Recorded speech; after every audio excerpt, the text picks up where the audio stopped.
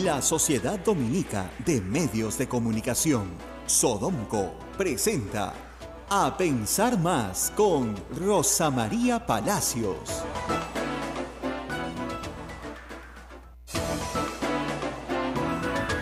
8 de la mañana, señoras y señores, muy buenos días. Bienvenidos a Pensar Más aquí en las emisoras de Sodomco. Estamos ya en conexión con RSD, Radio Santo Domingo en Chimbote, Radio San Martín en Arequipa, Radio Veritas en el Cusco, Radio Cepagua en Ucayali, Radio Quillabambe en la Convención, Radio Madre de Dios en Puerto Maldonado y nuestra anfitriona, Radio Santa Rosa en Lima.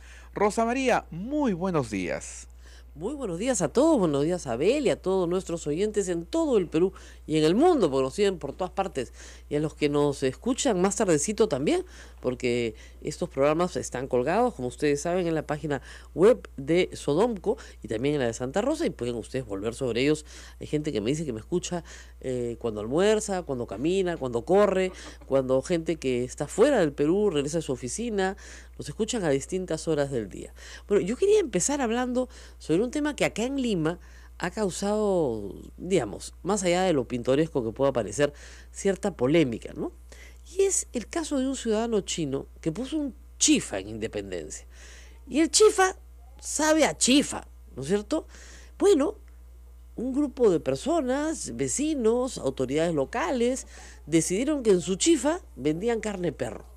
Y el pobre hombre ha sido víctima de lo que se conoce en los Estados Unidos como un fake news, una noticia falsa. Y las noticias falsas, cuando son estridentes y cuando son llamativas y cuando son de una contundencia aparentemente respaldada por medios de comunicación serios, se propagan muy rápidamente. El ciudadano chino lo que está pidiendo hoy es que le devuelvan su perrito. Y con toda razón. El chifa Asia en Independencia, que iba a cumplir un año, nunca había tenido problemas sanitarios. En la última inspección que le hicieron de la municipalidad, la única objeción que le vieron fue que su extintor no estaba correctamente colocado, pero eso era todo. Trabajaba con absoluta normalidad. Bueno, de repente lo acusaron de vender perro, tenía una turba de vecinos con una señora que lo gritaba. El pobre hombre habla castellano, como ustedes imaginarán, como migrante, con un poquito de dificultad, no entendía qué le pasaba, pero además los vecinos se llevaron a su perro para salvarlo de la olla, ¿ya? Entonces, el pobre chino dice, por favor, devuélveme mi perrito, y con toda razón. Da risa, ¿no? Porque parece gracioso, pero al perro lo iban a hacer chifa, supuestamente. Entonces, pero para lo que sirve esto, en medio de lo cotidiano que pueda parecer, es para recordarnos que no podemos ser serios si no verificamos bien las noticias, ¿no es cierto? La gente confía en nosotros porque es muy claro que uno no puede estar en todas partes, tiene que haber un medio, que es un intermediario, ¿no es cierto?, entre la realidad y la persona que nos escucha. Si nosotros le decimos que ahí se vende carne de perro, pues la mayoría de la gente nos va a creer y va a considerar que eso es un daño gravísimo contra su salud y que además lo están estafando. Lo que no medimos a veces es el daño que le hacemos a la persona difamada. Felizmente, esta es una historia que tiene, bueno, esperemos un final feliz con el perrito devuelto, esperemos, pero sobre todo tiene un final feliz para el prestigio de este ciudadano, porque muchos chefs famosos han prometido ir a comer al chifa Asia en Independencia, y ahora sí tiene el chifa lleno de gente, porque dicen que es muy rico y que se come muy bien. Como en cualquier chifa de barrio en Lima, donde se come muy bien. ¿Y a qué sabe el chifa? A chifa, pues ¿a qué más va a saber? No sabe otra cosa. Muy bien, entonces devuelvan el perrito, pues no sean personas tan malas, por Dios. Y a todos nosotros, los que estamos en prensa, pues tener mucho cuidado con las noticias falsas. Y a todos ustedes, nuestra audiencia, también no dejarse sonar por cosas que suenan demasiado estridentes, demasiado redondas desde el primer minuto. Por ejemplo, hay una pregunta que todos tenemos que hacernos. ¿Cómo sabes si la carne es de perro o no? A simple vista es imposible determinarlo. Se necesita un examen de ADN. ¿Ok? ¿Ustedes creen que un examen de ADN se hace en 5 minutos? No se hace pues en 5 minutos. Por lo tanto, la turba enardecida debe haber pensado, pero ¿cómo pueden saber si esto es cierto o no? Se tiene que hacer una pericia primero. Realizada la pericia, se probó que no había ninguna carne de perro. Entonces, son preguntas que nosotros mismos podemos, con un poquito de pensamiento crítico, hacernos antes de aceptar como verdad absoluta una mentira inmensa. ¿No es cierto? Así hay que trabajar. Y un daño terrible, pobrecito, pues tenía su negocio recién puesto, la gente entraba, lo gritaba, le cerraban, le gritaban cosas. El hombre nunca había tenido ningún problema, pero ninguno, con nadie, ni con los comensales, ni con las autoridades, ¿no?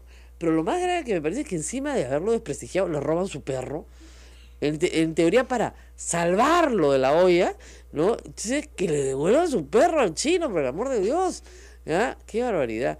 No te rías, Naila, pero de verdad, ahora de repente ya la familia que lo tiene se encariñó con el perrito, igual que lo devuelvan, pues, pobre perrito. Esto ha sucedido el 17 de enero, o sea, hace 2 semanas el pobre perrito debe estar asustadísimo, viviendo en casa de extraños, ¿no es cierto? Pero en fin. Y luego tenemos, bueno, muchas más informaciones, pero probablemente la más saltante el día de hoy, que está ocupando espacios, es la de la presencia de Nicolás Maduro en Lima. Y esto tiene, como dicen siempre, las dos caras de la moneda, ¿no? Por un lado, hay un grupo de venezolanos que residen en el Perú que sí quieren que venga, digamos, para darle el recibimiento que merece. No se ría.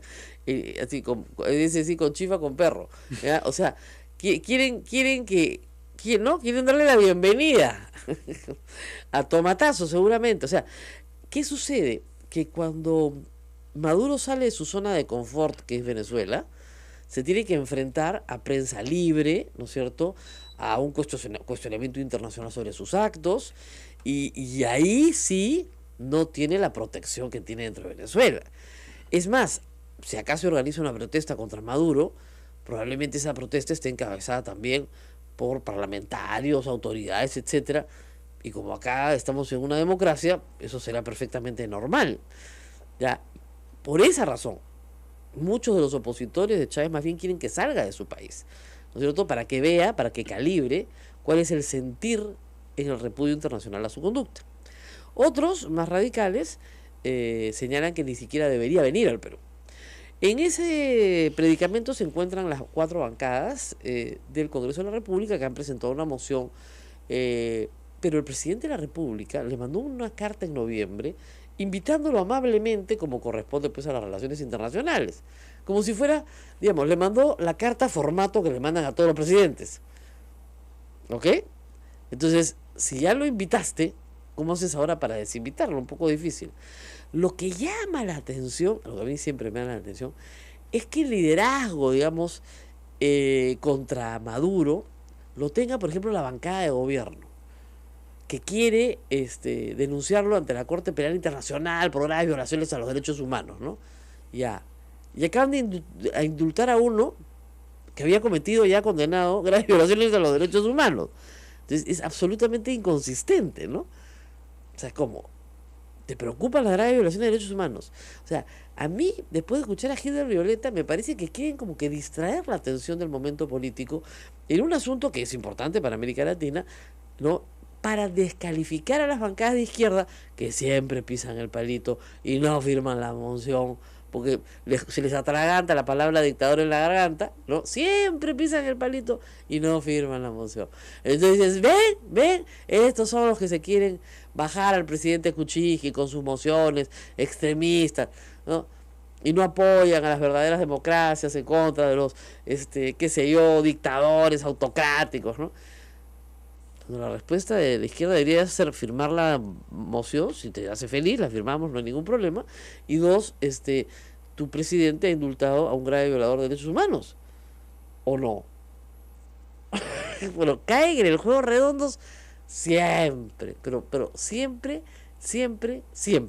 En fin, esa es una de las preocupaciones del día para varios diarios y, sin embargo, no es la más importante. ¿Pero tú crees que venga Maduro? Yo no creo que salga. Yo no creo que venga. Él sale muy poco de Venezuela últimamente. Porque sabe a lo que se va a exponer. Así es. Y esa es la prensa internacional va a resaltar pues por todo lo alto. Claro, algunas personas me dicen si es que Maduro podría ser, digamos, detenido por alguna de sus víctimas en el Perú con una orden judicial tramitada en el Perú, como sucedió con Pinochet en Londres.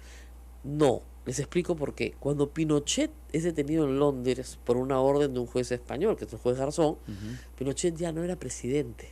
¿Se dan cuenta? Era expresidente. Cuando eres presidente en ejercicio, de acuerdo a tratados diversos, la inmunidad diplomática te alcanza para que no puedas ser perseguido fuera de tu territorio. O sea, Maduro podría tomarse un avión y regresar inmediatamente a su país, él y toda su delegación.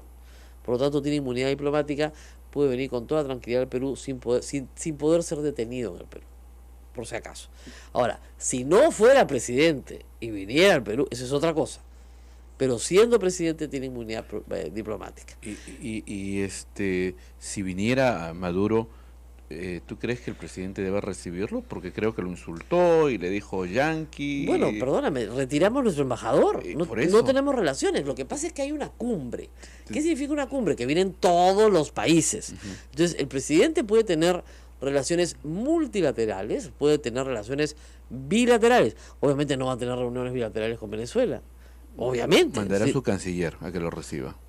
No, sí, o a cualquier funcionario de algún rango predeterminado, ¿no? Pero el jefe de protocolo, etcétera. Pero en realidad la diplomacia está hecha de gestos, ¿no? Entonces, sí, evidentemente se le recibe porque hay una cumbre y Lima es la sede, pero no se le recibe en su calidad de buen vecino, digamos, ¿no? Con quien queramos estrechar una relación bilateral, sino simplemente como uno de los asistentes a la cumbre de la que nos toca ser anfitriones. Y el Perú verá con quién tiene relaciones multilaterales. Ahora, bilaterales, la relación multilateral es con todos, ¿no? La misma, ¿no? Ahora, dicen que de repente viene Trump, eso me parece más curioso todavía. Lo dudo, ¿no? Lo dudo. Yo no sé si Trump, Maduro y PPK pueden estar juntos a la misma vez. Es más, tampoco estamos muy seguros si PPK sea el presidente que reciba como están las cosas. Está complicadísima su situación. Y ese es el otro problema del día, ¿no es cierto? El presidente de la República ha dicho que él no va a hablar hasta que no hable Barata, ¿ya? Que esa es una muy buena estrategia cuando tú eres el abogado, ¿no es cierto?, defensor de un imputado en un delito. O sea, dices, bueno, que tú no hablas hasta que no el fiscal no diga de qué se te acusa. Ya, muy bien. Pero es el presidente de la República, ¿ok? Entonces no puede decir, primero, no voy a la comisión de Lavallato. Después, sí voy a la comisión de Lavallato. Cuando ya está la moción de vacancia presentada, la anterior, voy cuando ellos quieran. La comisión de Lavallato le responde, ya no queremos que vengas. Porque te vamos a vacar de todas maneras. No lo vacaron. Entonces ahora le dicen, ya, tienes que venir. Bueno, tampoco quiero venir. Total. Ahora, Kuczynski frente a la comisión Lavallato es un bocadito, pues es facilísimo. Es facilísimo. ¿Por qué? Porque se contradice una y otra vez. No se acuerda, se olvida, se demora. Se lo van a comer con zapatos y todo. Eso lo sabe cualquiera. Sus abogados lo saben. Están tratando de dilatar su presencia, ¿no? Ahora. Pero no van a dilatar para siempre. No lo pueden dilatar para siempre, eso es verdad. Pero ahora, el otro problema que creo yo que es complejo es que Barata quiere hablar. Hoy día hay una entrevista en La República de César Romero, señalando, la leí temprano, hablando con el abogado de Barata en Brasil, con toda la, con todas las seguridades de que Barata quiere hablar y quiere contarlo todo y quiere decirlo todo. La queja de los abogados de Barata y del propio Barata es que la Procuraduría Anticorrupción en el Perú ha hecho todo lo posible para que él no hable. Y esa es una acusación muy seria que en el Perú también tenemos que analizar. Miren, estamos en febrero. En enero del año pasado, hace un año, Barata había dado una primera declaración donde habla de los fondos de campaña de Humala, los fondos de campaña para Susana Villarán, el caso de la banda del MTC. Da bastante información sobre varios casos, pero incompleta. Fue una especie de adelanto de esto es lo que les puedo contar y les puedo contar más. Pero ahí se interrumpe toda la declaración de Barata, porque Barata es inmediatamente investigado e inmediatamente se le embargan sus bienes en el Perú. E inmediatamente la Procuraduría no quiere llegar a un acuerdo con él. ¿Y a quién le conviene que Barata calle? A todos los que están a implicados. todos los que están implicados. Pues ese es el tema central. Lo que nos están diciendo desde Brasil es, oigan, en el Perú no quieren conocer lo que nosotros sabemos. Vamos a explicarlo así bien sencillo. El Estado tiene que fijar cuál es su prioridad. Y tú tienes acá dos, la verdad y la justicia. A veces no vas a conseguir toda la justicia que quieres, pero si no consigues primero la verdad, es imposible conseguir algo de justicia. La delación premiada o la colaboración eficaz, llámenlo ustedes la figura como quieran, lo que permite primero es conocer la verdad. Pero para conocer la verdad vas a tener que sacrificar algo de la justicia. ¿Es verdad que el señor Barata cometió crímenes en el Perú? Claro que sí. Pero necesitamos su testimonio para incriminar a otros que los cometieron con él. Por lo tanto, en el caso del señor Barata, tenemos que sacrificar parte de la justicia para obtener la verdad. Ese es el principio fundamental. En la Procuraduría parece que no lo quieren entender así. Y respetando una larga tradición, porque digamos, Matilde Pinchi Pinchi tuvo que ir, tendría que haber ido presa por todo lo que sabía y por todos los hechos en los que participó. Sin embargo, la Procuraduría privilegió la verdad para poder llegar a la justicia respecto a otras personas a las que consideraba mucho más importantes en este desmanejo. ¿Quiénes son las personas relevantes para la justicia peruana? Los peruanos. Barata y todo Odebrecht y compañía están sometidos a la justicia del Brasil y están cumpliendo sus penas en el Brasil. Nos parecerá poca pena, mucha pena, pero las están cumpliendo. Poca plata, mucha plata, pero las están cumpliendo. ¿Qué nos interesa a nosotros los peruanos? Saber cuál es la participación de Alejandro Toledo, de Ollantumala, de Alan García, de Pedro Pablo Kuczynski, de los presidentes del Perú, de los vicepresidentes del Perú, de los ministros de Estado, de los congresistas. Esas son las personas a las cuales nosotros queremos ver pagando por lo que han hecho. Miren, que le quiten a Barata 300.000 soles o 300 millones de soles, da lo mismo, pero parece ser que el procurador anticorrupción encontró en ese punto, y ha sido la línea de trabajo desde que Barata declaró, acuérdense ustedes las procuradoras que tuvieron que ser cesadas, tratar de impedir a como diera lugar la declaración de Barata, ¿no es cierto?, ordenando o solicitando reparaciones civiles que son impagables. Impagables. Y Barata no puede hablar si la información se usa para incriminarlo a él. Entonces le tienen que garantizar que con la información que él da no va a ser incriminado. Hay un principio esencial en el derecho que nadie puede ser obligado a incriminarse a sí mismo. Él va a dar información que lo incrimina. ¿A cambio de qué? De que no se le acuse. El procurador lo único que puede hacer es fijar la reparación civil. Nada más. Entonces, como obstáculo para que no hable, fijas una reparación civil disparatada contra la empresa, contra los directivos de la empresa, y simplemente impides que hablan. ¿Se sirvió la verdad? No. ¿Se sirvió la justicia? Menos. ¿A quién se sirvió? A los implicados. Sí, pues. O sea, es un truco demasiado viejo, por Dios. Y que el ministro de Justicia no haga nada, porque por lo menos la ministra de Justicia anterior los terminó votando a todos. Pero que el ministro de Justicia esté encantado, no extraña, pues. Ha sido condecorado por Alan García, que debe ser el más aterrado de todos en este momento. Porque Barata habló con claridad de una banda dentro del Ministerio de Transportes y Comunicaciones, donde todos cobraban, ¿no es cierto? Pero no el ministro ni el presidente. Y todos esos, Luis, Cuba, sus amigos, ninguno, ¿no es cierto?, tocaba la plata, la dejaban intacta en cuentas en Andorra. O sea, por Dios, tiene bastante para contar. Odebrecht explota en el Perú, digamos, en la cantidad de contratos que tiene. ¿En qué gobierno? En el gobierno de García. Es el gobierno en que más contratos tiene. Entonces, ¿cómo no va a contar Barata cosas muy interesantes y muy importantes sobre lo que pasó en el Perú? Pero evidentemente hay un plan desde el Perú para que no hable. Entonces, de nuevo vamos al tema. ¿Quién no quiere que hable? Los que están implicados, pues. Entonces, la Fiscalía ha llegado a un acuerdo que los abogados han aceptado, por lo cual la Fiscalía no va a usar nunca información dada por Barata para acusarlo. Y como la Procuraduría no puede acusar, listo, se acabó el problema. Ya verá la Procuraduría cómo cobra su reparación civil y si es que el juez se las acepta. Pero acuérdense ustedes que el procurador es el abogado del Estado para defender los intereses del Estado en materia de reparación civil. Los procuradores anticorrupción en el Perú se volvieron muy importantes en la caída del fujimorismo porque fueron muy proactivos y porque en vez de entorpecer la labor fiscal, fueron justamente los promotores de la colaboración eficaz.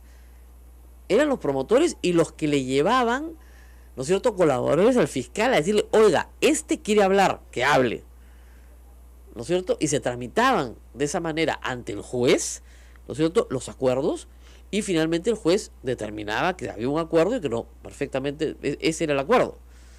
Pero no se puede, en estas circunstancias, dejar de anotar que acá hay algo que huele tan podrido como toda la corrupción de Odebrecht.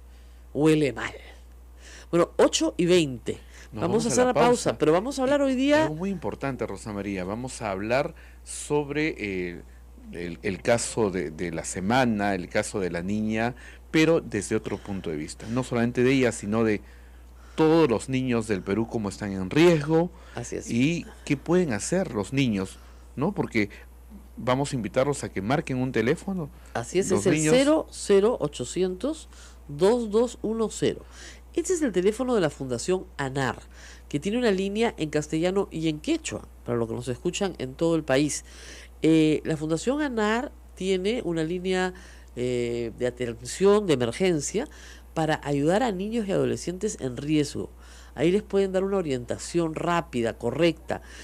La idea es que los niños que no tienen con quién hablar tengan a dónde pedir auxilio muy rápidamente. En un momentito va a estar el doctor Guillermo Cruz, psicólogo. Él no solamente psicólogo de la Fundación ANAR, sino que también es bilingüe y es muchas veces uno de los psicólogos que está al teléfono. Él nos va a contar cuál es su experiencia. Interesante. Porque, miren, más que llamar monstruo a un delincuente, yo a veces pensaba, acá ¿quién es el monstruo? ¿No es cierto? Si hay, 8.000 presos. Este es un tema de que es un monstruo, una anomalía, ¿no es cierto? Algo extraordinario, extraño, o es esta sociedad la que es monstruosa, porque resulta que en miles de hogares del Perú está sucediendo esto. ¿Qué es lo monstruoso acá? O sea, el sujeto que es la norma, porque no es extraordinario, pues. Si ya tú tienes en este momento 8.000 en prisión y 5.000 con condena, con penas elevadísimas, porque díganme, si no disuade pues la cadena perpetua, ¿por qué te va a disuadir pues la pena de muerte? La perpetua es peor que la pena de muerte. ¿Ya? Bueno, para mucha gente es estar enterrado en una cárcel de por vida. Entonces, al final de cuentas, esa es la punta del iceberg. Esos son los que se llegan a denunciar y procesar. Primero hay denuncia, luego que empiece el proceso, luego que sean acusados y condenados. Olvídense, esa es la punta del iceberg. Entonces, ¿qué cosa acá lo monstruoso? Lo monstruoso es la sociedad que lo permite, ¿no es cierto? Pero en fin. De eso vamos a hablar, Rosa María. De eso vamos a hablar ahorita. En minutos, 8:23, pausa y retornamos.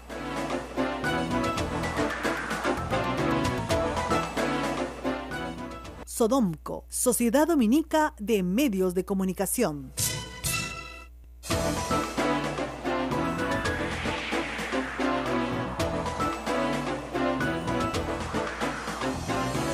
Ocho y 25 de la mañana, estamos transmitiendo para todo el Perú desde Radio Santa Rosa y vamos a dedicar parte del programa hoy a hablar con seriedad de las soluciones que son más complejas y difíciles que la pena de muerte cada vez que nos enfrentamos a un caso de violación infantil. El caso de una niña aquí en Lima de 11 años ha conmovido pues a todo el país. Efectivamente se trata de una pequeña de 11 años que iba a un taller de vacaciones útiles, como miles de niños y niñas en todo el país, que quedaba dentro de una comisaría. Fíjense ustedes qué lugar más seguro y con qué tranquilidad la podrían mandar sus padres, que fue secuestrada, si quieren de alguna forma, seducida para subirse a la bicicleta de un desgraciado que finalmente la viola y la mata. Las circunstancias de estos graves hechos todavía están en investigación. Francamente, para mí es irrelevante si la mató en la casa o la mató en el descampado. El hecho es que la chica está muerta. Y lo que tendría que examinar la policía es que si estos actos se realizaron en solitario o si tuvieron cómplices. Eso lo arrojarán las pericias próximamente. Pero lo que queremos es que no existan más casos como el de esta niña. Y lamentablemente lo que nos dice la realidad es que hay miles de casos como el de esta niña. Obviamente no todos seguidos de muerte. ¿Ok? Cuando el caso es seguido de muerte, se hace público y por lo tanto escandaliza más. Pero la mayoría de los casos que tenemos hoy en penales del Perú son casos en los cuales ha habido agresión sexual a menores. Y eso implica también un daño brutal sobre la vida de esa criatura por siempre. Aquí nuestros demagogos políticos siempre dicen pena de muerte a los violadores. La gente, sí, sí, sangre. Miren, como yo digo, si la cadena perpetua no disuade, y la mayoría de los casos de violación de menores seguida de muerte ya tiene, si no todos, cadena perpetua, digan ustedes qué los va a disuadir la pena de muerte. Lo que tenemos es un grupo de adultos con unas pulsiones internas de muerte, tanáticas, ¿no? Lo dicen así, pero que probablemente respondan a una propia historia de violación en la infancia, que a su vez responden a una normalización de la violación sexual en la infancia en el Perú, que ha estado tapada, guardada, enclaustrada entre las cuatro paredes del sacrosanto hogar, donde nadie podía entrar, ni siquiera el Estado. Entonces, una vez que las mujeres han comenzado a denunciar, que los niños han comenzado a hablar, que su palabra ha sido validada, tenemos miles de denuncias. Miles de denuncias. No es que esto es nuevo. Siempre me dicen, bueno, es que ahora se viola más. No, siempre fue así. El problema es que estaba escondido. La buena noticia tal vez sea esa, que hemos logrado sacar de las cuatro paredes de un hogar, ¿no es cierto?, a la calle, un tema que estaba siendo absolutamente escondido y que produce a la larga, lo más grave, una sociedad enferma, una sociedad de violadores y violados. Porque al final de cuentas, los relatos que tenemos hoy en el Perú de personas adultas, mujeres, muchas, la mayoría y algunos hombres, es de víctimas de violación en la infancia. Y esos relatos están ahí, no son pocos. El movimiento Ni Una Menos se organizó en días porque los relatos eran abrumadores, constantes. Bueno, vamos a hablar ahora con nuestro invitado, con el doctor Guillermo Cruz, psicólogo de la Fundación ANAR. Gracias por estar con nosotros. Rosa María, buenos días, ¿cómo estás? Gracias por la invitación. Cuéntenos primero qué cosa es la Fundación ANAR para que los niños la conozcan un poquito más. La Fundación ANAR tiene un teléfono, el teléfono ANAR, que es un espacio de escucha activa, un espacio para los niños, para las niñas, para los jóvenes y adolescentes. También para los padres de familia que tengan dificultades con esta población. Claro, el ANAR quiere decir ayuda al niño en alto riesgo. Sí, ¿no es cierto? ayuda a niños en situaciones de riesgo. De riesgo. No necesariamente Niños y adolescentes, por cierto. Claro. Muy bien. ¿Este teléfono funciona las 24 horas del día? No, anteriormente funcionaba 24. Actualmente, por temas, nosotros como fundación vivimos sí, claro, de la caridad pública. Exacto. Y no hay, pues, efectivamente. ¿Ven dónde se tiene que invertir la plata?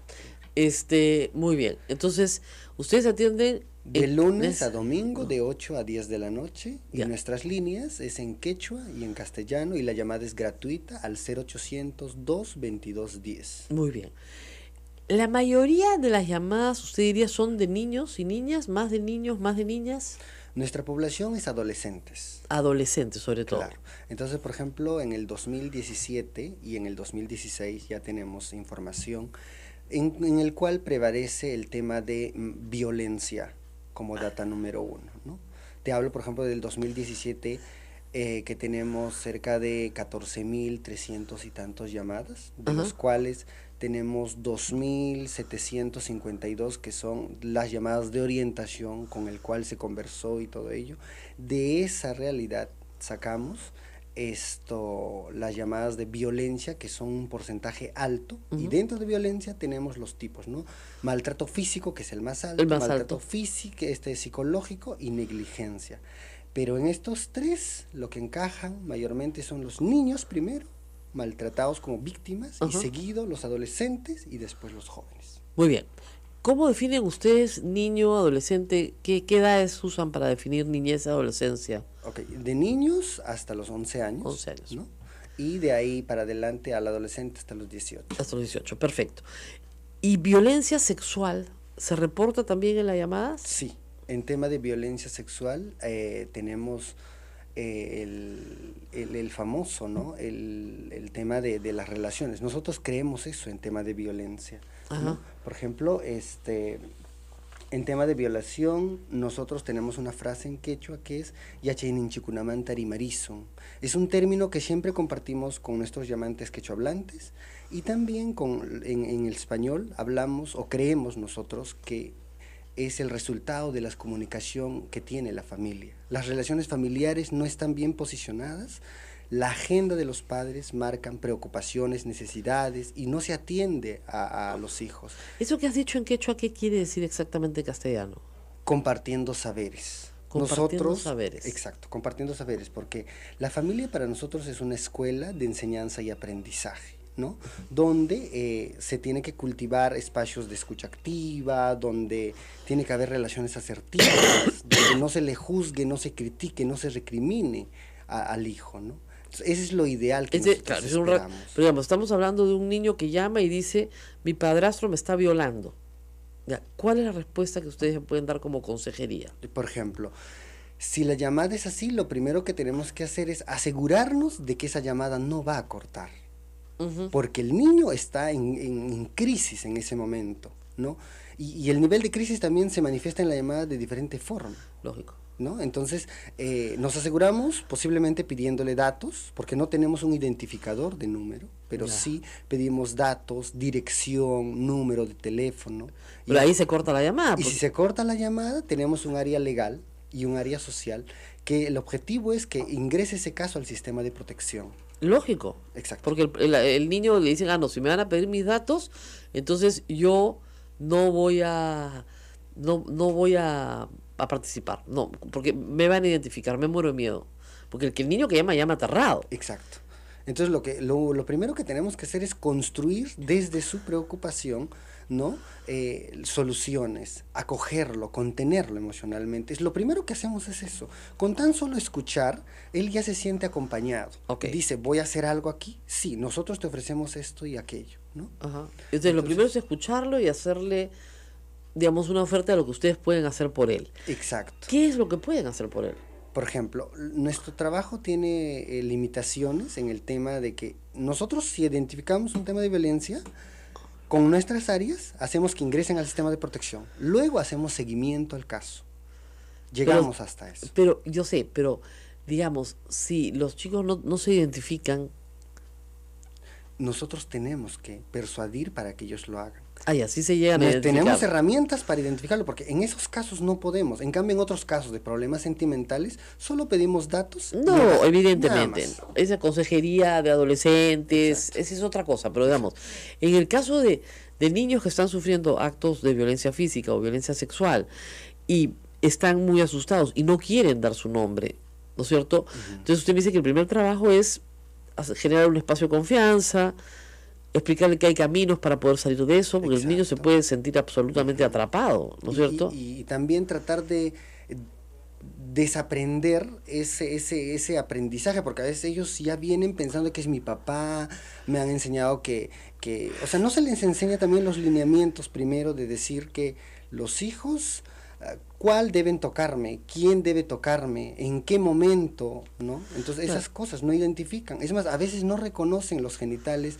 con su nombre, con el cual debe llamarse. Lo conocen, me han tocado el bollito, me han tocado el tal, o sea. Claro, pero ustedes ya saben por experiencia a qué se refieren. Exacto. Entonces, eso es lo que tenemos que primero decir, que no es así, que esto es de esta forma, y de alguna manera el objetivo de nosotros es tratar de contenerlo y hacer que no estás solo, ¿no? Ahora, es interesante la experiencia me preguntan de qué zonas del país reciben más llamadas. Nuestra atención es intercultural y quechua. Tenemos niños y adolescentes en Lima que entienden quechua o se comunican en el quechuañol, digamos. Ya. Porque hablan quechua y español, los dos Mezcla. mezclados. Así Por es. esa razón tenemos que atender interculturalmente porque el enfoque es distinto. La orientación y la consejería es distinto a esa población. ¿No? Lima es el primero, seguido es Callao, ¿no? No, Bueno. Lima, perdón, después sigue Ancash, después sigue Callao, Apurímac, Huancavelica y Ayacucho. Y así sucesivamente. Qué impresionante, ¿no? O sea, mientras más, sacando Lima, que siempre distorsiona todo porque tiene más habitantes, digamos, ustedes dirían que tienen una gran presencia de zonas rurales, llamándolos. O sea, de niños que tienen acceso a un teléfono finalmente y que los pueden llamar porque es gratis, pero que son niños que están en zonas altoandinas peruanas. Sí, claro. De lo cual reporta, ¿no es cierto?, la necesidad de cosas, como ustedes dicen, de desaprender cosas que se han aprendido mal en el hogar. Yo decía antes de empezar, y usted sentía que no es que ahora se viole más, sino es que ahora se denuncia más. Se está evidenciando, como acabas de decirlo, Rosa María, posiblemente eso de esta realidad de Lima. Claro. ¿Cómo estará más allá? Vamos a hacer una pausa y regresamos.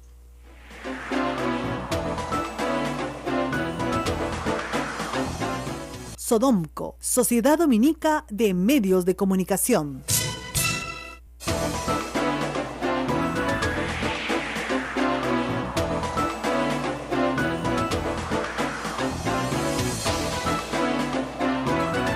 Muy bien, estamos de regreso y bueno, acabo de escuchar al Papa decir algo que es importante: la corrupción no se combate desde el silencio. A ver si lo recuerdan bien nuestros procuradores anticorrupción, ¿no? Que lo que están tratando de imponer es el silencio para que no haya colaboración eficaz. Cada día es más obvio. Pero en fin, vamos a regresar a otros silencios. Tampoco la violencia sexual en el entorno familiar se combate con el silencio. Me decía, le preguntaba, doctor, de esta explosión de denuncias, que yo creo que es positiva. Yo creo que lo que ha sucedido dentro de las familias en el Perú no es nuevo, esto es antiguo. O sea, el caso de Lina Medina, la niña de 5 años, ¿no es cierto?, que fue madre, es un caso que sucedió en la década del 50, ¿no es cierto? Su violador, porque eso es una violación, ¿no es cierto?, jamás pensó que la niña iba a quedar embarazada.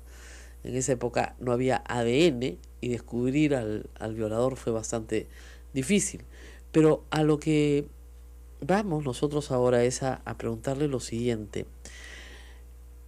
¿Usted cree que estamos repitiendo un patrón de conducta aprendido en el hogar? Es decir, que el padrastro que viola a la hija de su esposa es un hombre que a su vez vio eso en su casa y por eso le parece, entre comillas, normal, oculto, pero normal.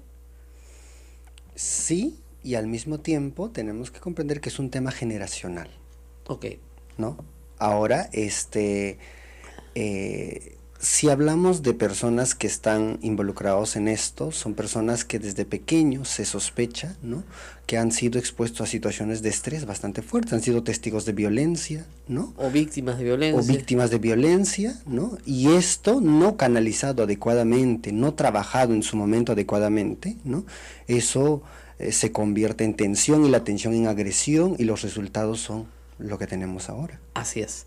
Entonces, lo que vemos es, digamos, una reacción generacional a un problema que viene de atrás. Ahora, ¿por qué esto se normalizó en la familia? ¿Hay alguna explicación?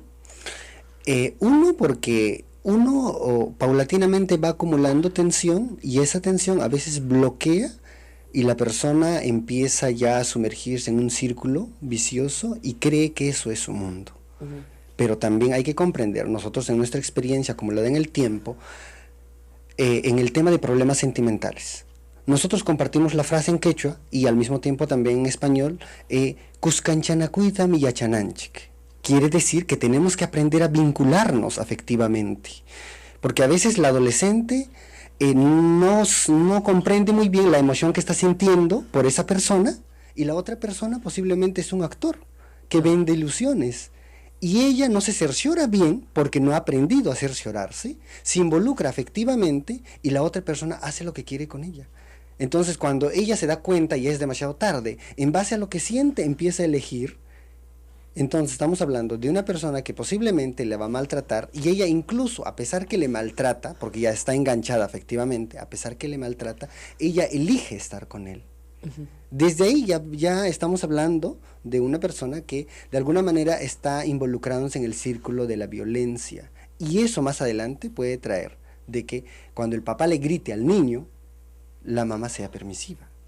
O sea, no dice nada frente a tipo de maltrato.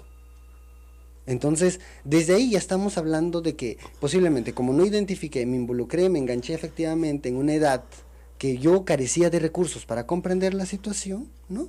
Son justificaciones que deben ser atendidas. Por eso para nosotros la familia es muy importante, las relaciones familiares es muy importante. Ustedes van a contrapelo de con mis hijos no te metas, porque ustedes sí se meten contra los hijos de todos. Exacto. Ahora, porque los llaman también. Hay una línea telefónica, ustedes los llaman, hay que repetir el teléfono, por favor. 0800-222-10. 0800-222. De todos los operadores, Claro, Movistar, Entel, de teléfonos fijos de casa, públicos también, gratuitamente. Ahora, hay cierta orientación para un niño que le dice, me ha pasado esto. O sea, mi padrastro me viola, ¿a dónde debo ir? ¿Y ustedes qué le dicen ahí? En esos temas nosotros automáticamente nos conectamos con nuestras áreas. La visión legal que ya nos pautea, ¿no? Y al mismo tiempo también, dependiendo, si hay una vecina al costado, ¿sabe la vecina? ¿Hay posible que lo puedas llamar? Sí, no, estás con el celular, no estoy con el teléfono público. Hay una vecina, llámalo. A veces hacemos que el mismo niño grite y llame a la vecina y ya lo involucramos. Pero no tratamos de perder esa llamada. Claro, lo importante pero también lo hemos perdido, Rosa María. Yo sé, muchas veces. Pero después quedamos, pues, a veces no sabemos qué hacer. Lógico. ¿Es una línea que también atiende casos de suicidio? Sí. También. Y justo cuando te decía eso, recordé esos temas. Claro. Porque a veces en temas de suicidio también nos llaman, justo cuando están merodeando el que si lo hago o no lo hago, cuál es el valor de esto, y te llaman. Claro. Y a veces es demasiado tarde para nosotros y no podemos terminar y cuelgan la llamada. Claro, es una línea de emergencia. Obviamente no sustituye una terapia, ¿ok? Por si acaso, no sustituye ir al psicólogo, no sustituye una terapia. Pero dadas las carencias que hay en el Perú para acceder a atención psicológica, creo que hay un psicólogo cada 10.000 habitantes, más o menos, y un psiquiatra cada 50.000. Y aparte también nuestra experiencia nos dice que cuando hay temas de maltrato, violación, ¿no? El sistema y los padres quieren denunciar, pero no sé si ahí termina o ahí empieza una historia, porque no les importa mucho la reparación psicológica o atender el impacto de todo ello. Lo que sucede con el padre es que es una cosa curiosa, también hay que decirlo, hay un sentimiento de revancha, de venganza. A este desgraciado le hago daño, ¿no es cierto? Pero no es, oye, ese desgraciado le puedes hacer daño, muy bien, ¿y qué pasa con tu hijo? O sea, primero hay que atender a la víctima. Exacto. ¿No es cierto? Entonces, basta con la revancha, ¿no es cierto?, para haber obtenido una justicia que los padres obtienen para sí mismos, pero no la obtienen para el hijo que ha sido la víctima. Entonces, tú tienes que decir, no, perdón, la justicia es para la víctima. La justicia, y la verdad, obviamente, tiene que ser para todos, pero en primordial lugar para la víctima. Si la víctima no, perdón, no recibe consejería, el daño es de por vida, se arrastra de por vida, ¿no? Claro, y aparte también comprender que el niño, hay emociones que ellos no comprenden y automáticamente, así como tú te haces un corte, claro, y el corte va infectándose todos los días si no lo atiendes. Es igual, ese impacto de la violación, de la violencia, empieza a posicionarse. Ya no se puede atender solo con consejería psicológica que nosotros podemos darle. Cuando ya se posiciona, es un rasgo, ya necesita atención terapéutica. Así es. Y esa atención es distinta, y los padres a veces esperan que eso se infecte y todo ello. Ya, claro, cuando ya la cosa está mal, recién llevan a un chico adolescente, ¿no es cierto?, con problemas de adolescencia, de crisis de adolescencia, cuando la crisis la ha hecho en la primera infancia, claro, cuando efectivamente fue violentado. Y el otro es el tema de la revictimización. Claro. Eso también que no ayuda a que la persona pueda. Hay que también tener claro que en la mayoría de casos de violación en el hogar, no es una violación, ¿no es cierto? Es una violación sistemática y permanente. O sea, el tocamiento indebido, la misma violación, no es que una vez, no. Esto es por mucho tiempo en la vida del niño. Claro, y pueden ser justo era meses por o esas- años, ¿no es Exacto. cierto? Entonces, estamos hablando de el tío, el primo, que está ahí, que siempre está ahí y que no va a dejar de estar ahí. Y al cual al niño se le exige le tenga afecto. O sea, tú tienes que querer a tu primo, tienes que querer a tu tío, tienes que querer a tu padrastro porque nos mantiene, nos da de comer. Y ese es el que te viola. Entonces hay que entender que se somete a una criatura a un conflicto emocional espantoso porque se le obliga a querer a alguien que le hace daño y no tiene con quién hablar. Y esa obligación también viene de parte de la madre, como instrucción. Claro, claro. Por eso yo saludo que ayer, vamos a ir a la pausa, se han reunido al fin, ¿no? La Fiscalía, la ministra de la Mujer, y por fin el ministro de Educación ha dicho que sí van a dar un curso de educación sexual en los colegios que le enseña a los niños, por ejemplo, cómo se llaman sus partes. ¿Y por qué tenemos que nombrarlas? Para que ellos después puedan decirle a su madre qué cosa es lo que le han tocado. ¿Se dan cuenta? Por eso es importante saber nombrar las partes del cuerpo. Lo que se llama esquema corporal. Se enseña en preescolar. Así como enseñas orejitas, ojo, boca. Todo lo demás, todo hay que enseñar. Y una vez que te dicen que no te toquen ahí, a tus ojos sí pueden tocar. Te pueden dar la mano, sí, te pueden dar la mano. El poto no te lo pueden tocar. Exacto. Y eso también tenemos ¿Ah? que tratar de enseñar bien Bien claramente. claramente, desde la más tierna infancia. Entonces, si a ese niño le enseñas eso y lo repite, y lo repite, y lo repite, cuando suceda lo va a decir. Pero si no se lo enseñas por un falso pudor, porque una cosa es tener pudor, y todo niño tiene derecho al pudor, y otra cosa es que por un falso pudor permitamos justamente que se viole el pudor de los niños, ¿no es cierto? No se les dé las herramientas básicas para defenderse de lo que es una pandemia, porque, de nuevo, si tenemos 8.000 personas por agresión sexual de menores en la cárcel, 12.000 si se consideran a los que son violadores de mayores de edad, entonces no estamos hablando pues de un hecho insólito, ¿no? De una cosa rarísima que ha pasado una vez, no. Esto es una pandemia. Y ya se están denunciando 5.000, 6.000 personas al año. Denuncia nada más. Lo otro estoy hablando ya de procesados. Vamos a la pausa y volvemos.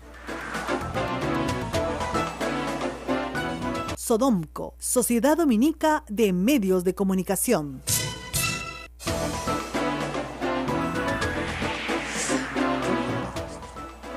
Bueno, acá nos están dando algunos datos de simplemente las llamadas que se reciben. Obviamente es un universo mucho más pequeño y segmentado, ¿no? Pero nos dice que en caso de violación el protagonista es el padrastro, número 1 en las llamadas telefónicas. Me está dando otros datos también. Claro, el tema de delitos contra el pudor. El agresor, tenemos a un adulto sin relación, Sin masculino. Esa es nuestra data alta. Claro, o cuanto a sea, sin niños. relación de pariente, pero que tiene acceso. Exacto. Exactamente, ¿no es cierto? Que puede ser todo, un maestro, un amigo de la mamá o del papá, un vecino, pero que tiene acceso al niño. Entonces, fíjense ustedes, mucho cuidado, señoras. O sea, ¿quién cuida a sus hijos? ¿Quién cuida a sus hijos cuando ustedes se van a trabajar? ¿En manos de quién los dejan? De repente no es un pariente directo. Pero violación, padrastro, número 1. Número 1. No son sus hijos. Entonces siente que no hay incesto y que por lo tanto puede abusar de ellos. Es terrible. Y por el otro lado, como dices, un adulto masculino no relacionado por sangre, ¿no? No sanguíneo. Entonces ahí tenemos. Ahora, me decías que es terrible que se corte la llamada y que se pierda, ¿no es cierto?, el contacto, y eso deja una profunda pues insatisfacción. Pero del otro lado también tienen niños que se van volviendo adolescentes y que los van llamando de manera constante y que ustedes ya identifican. Claro. Y eso sucede. Claro, en el segundo rango de problemas que tenemos son justamente esto de problemas de relaciones de pareja, problemas sentimentales. Educación sexual para adolescentes. Exacto. mayormente no hay ese manejo adecuado de los adolescentes de las emociones que están sintiendo. No identifican muy bien qué sienten. Claro. Entonces, no sé, yo preguntaría si dos adolescentes, cuando empiezan a sentir emociones y se involucran afectivamente, ¿el objetivo es tener un hijo? No, No en creo. absoluto. Exacto. En absoluto. Pero cuando hablamos con el adolescente nos dice, no, es que sin preservativo es rico. Y cuando hablamos con la señorita, con la adolescente, nos dice, no, cuando me tocan, yo no sé qué sentir, y de verdad sucedió. Claro. O sea, tampoco sabemos manejar esas emociones adecuadamente. Porque no hay ninguna educación de las emociones. Las emociones también se educan, ¿no Exacto. es cierto? La ira se educa, ¿no es cierto? El cariño se educa. O sea, digamos, lamentablemente en nuestro país no hay una educación emocional. Los psicólogos bien lo saben, por eso los necesitamos tanto. Entonces, esa chica que puede estar molesta, pero al mismo tiempo lo quiere, pero al mismo tiempo lo odia, y tiene ira, y tiene envidia de la amiga, que no está en el problema en que está ella, y está molesta con su mamá, pero quiere que su mamá la papuche. O sea, tiene todo mezclado, porque tiene un montón de emociones conjuntas, como tú dices, no sabe cómo manejarlas, no sabe qué prevalece sobre qué, y hay que tratar con ellos también. O sea, hay que tratar con todos estos sentimientos, pero el embarazo adolescente me imagino que es un problema también grave en la línea telefónica, porque Claro, justamente tenemos de eso ya miramos, 13% de embarazos en el Perú son en adolescentes, y en regiones como Loreto llega al 30%. El 30% de los embarazos son embarazos de adolescentes. O sea, estamos hablando de un problema serísimo, además del tema de la violación sexual. Y del embarazo, a veces ese conflicto, la separación de los padres, ¿no? Claro. El papá se libera y a veces ni siquiera pasa la manutención, No, por y la supuesto. tenencia queda a cargo de la mamá. La mamá es la que tiene que ocuparse, entonces trabaja y al mismo tiempo se dedica a atender la casa, y quien atiende su adaptación como un cerebro adolescente al rol de mamá, cuando no está preparado. Imposible. Entonces ya estamos hablando de un círculo también. Donde ahí se involucra la abuela, porque ya no queda otra, y que tiene que criar los hijos de su hija adolescente. Entonces, volvemos al mismo problema: la falta de educación sexual, la falta de educación de los sentimientos, como tú dices, la falta de el respeto que tiene ese chico por esa chica, y esa chica por sí misma, y ese chico por sí mismo. Porque como tú dices, o sea, es evidente que ninguno de los dos quiere tener un hijo, y deberían saber que lo que están haciendo produce hijos, lo cual es perfectamente lógico si te han enseñado que así sucede, que los niños se producen, ¿no es cierto? Pero si no te lo han enseñado nunca, hay chicas que dicen, se lo deben haber dicho por teléfono, es que yo no pensé que iba a ser tan piña. Exacto. Entonces tú dices, ¿pero qué? Es que era la primera vez y no pensé que iba a ser tan piña. Eres pues piña, mamita, porque tu cuerpo está diseñado para eso, para salir embarazada, ¿no? Y eso estamos hablando acá de sexo consentido, más no en sus consecuencias. O sea, no es lo que querían, ¿cierto? Entonces, falta de información. Falta de es información. el resultado justamente de eso. Aparte también, Rosa María, en nuestro teléfono, cuando nos llaman, nosotros no damos alternativas de solución. No, claro, pero no se escuchan con ellos mismos. Con ellos mismos, desde su juicio, desde sus ideas, una solución que se ajuste, que se sustente en sus habilidades, en su cognición. Y en su entorno, ¿no? O sea, tú dices, bueno, anda con tu abuela. Entonces tú dices, no tengo abuela, señor, ¿a dónde voy? Claro, entonces, lógico, no puedes estar dando una consejería que no tiene ningún sentido.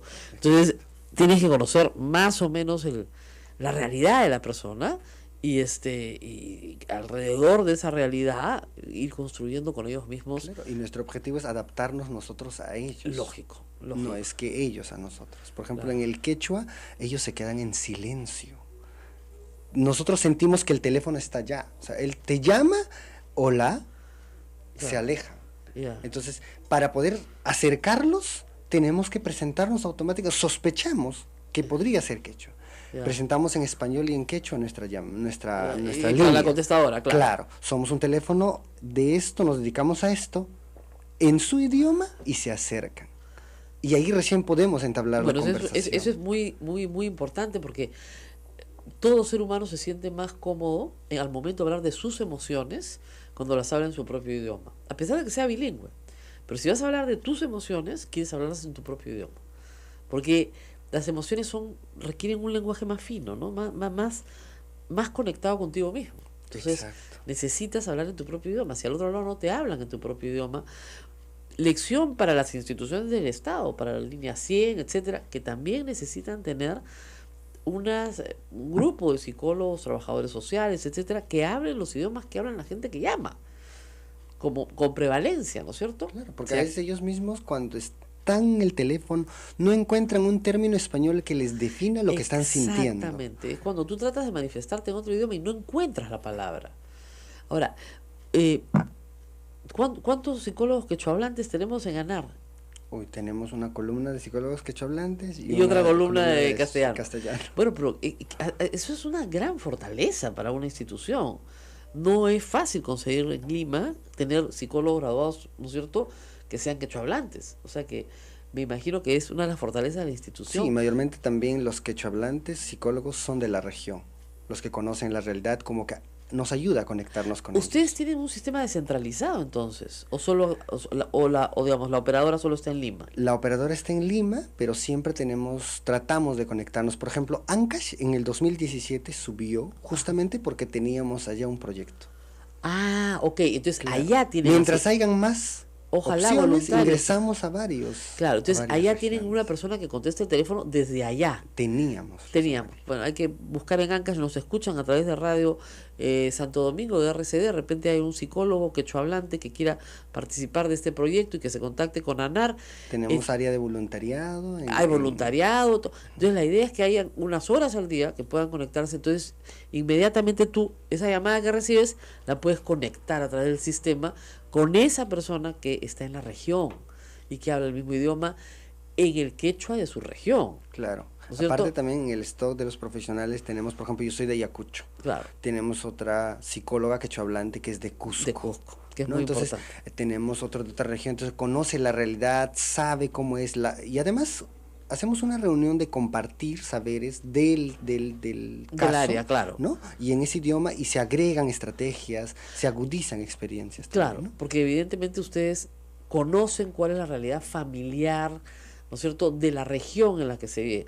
Porque la idea de familia que uno puede tener en Lima, ¿no es cierto?, nuclear, papá, mamá, hijos, o solamente madre soltera, hijos, etcétera, no es la misma idea que puedes tener en Ayacucho, en el campo, donde normalmente vives con los abuelos, Claro. donde hay otros familiares muy cerca, en fin, que son parte de reuniones familiares cotidianas. Hay otra forma de relacionarse, ¿no es cierto? Y se relacionan en el trabajo, y se relacionan en la escuela, y se relacionan de otras maneras. Claro. Y ahora, si es que no pueden comunicarse con nosotros, pueden escribirnos también por el Facebook.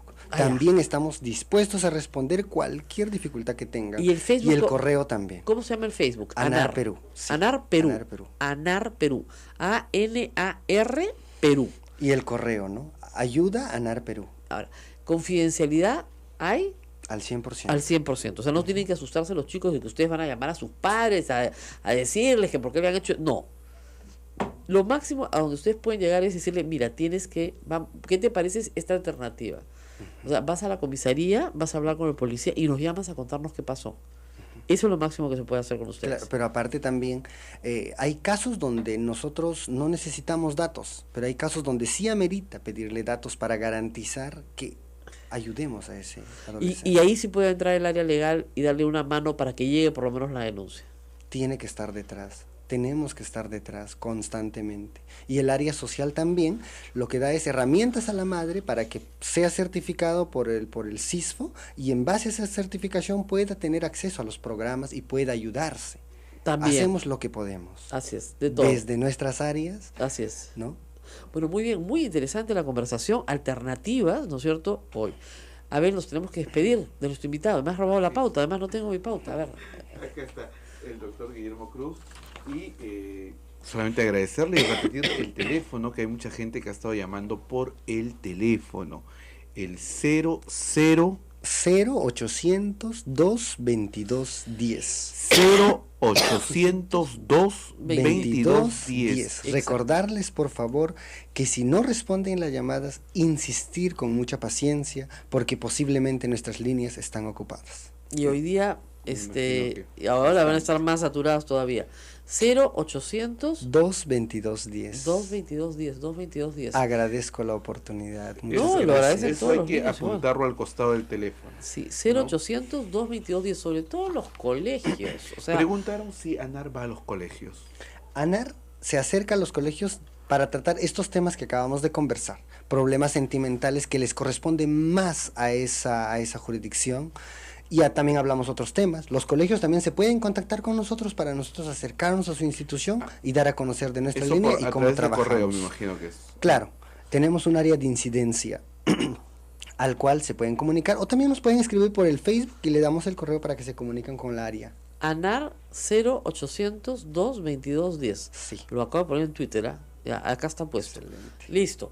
Bueno, muchísimas gracias realmente por estar con nosotros y nos despedimos. Nos despedimos a todos los que nos escriben a través del Facebook Live. Muchísimas gracias por las comunicaciones y solamente decirles que mañana los esperamos a partir de las 8 de la mañana en A Pensar Más con Rosa María Palacios a través de las emisoras de Sodonco, Radio Santa Rosa en Lima, Radio San Martín en Arequipa, Radio Santo Domingo, RSD en Chimbote, Radio Veritas TV en Cusco, Radio Quillabamba en la Quillabamba, Radio Cepagua en Ucayali y Radio Madre de Dios en Puerto Maldonado. Que tengan ustedes un lindo día. Permiso.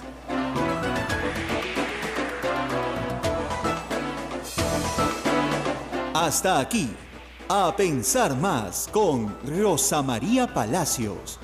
Este programa fue producido por la Sociedad Dominica de Medios de Comunicación, Sodomco. Que se llegan a denunciar y procesar. Primero hay denuncia, luego que empiece el proceso, luego que sean acusados y condenados. Olvídense, esa es la punta del iceberg. Entonces, ¿qué cosa acá lo monstruoso? Lo monstruoso es la sociedad que lo permite, ¿no es cierto? Pero en fin. De eso vamos a hablar, Rosa María. De eso vamos a hablar ahorita. En minutos, 8:23, pausa y retornamos.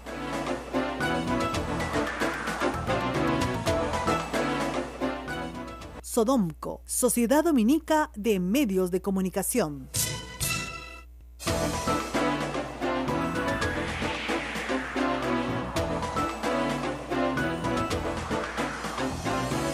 Ocho y 25 de la mañana, estamos transmitiendo para todo el Perú desde Radio Santa Rosa y vamos a dedicar parte del programa hoy a hablar con seriedad de las soluciones que son más complejas y difíciles que la pena de muerte cada vez que nos enfrentamos a un caso de violación infantil.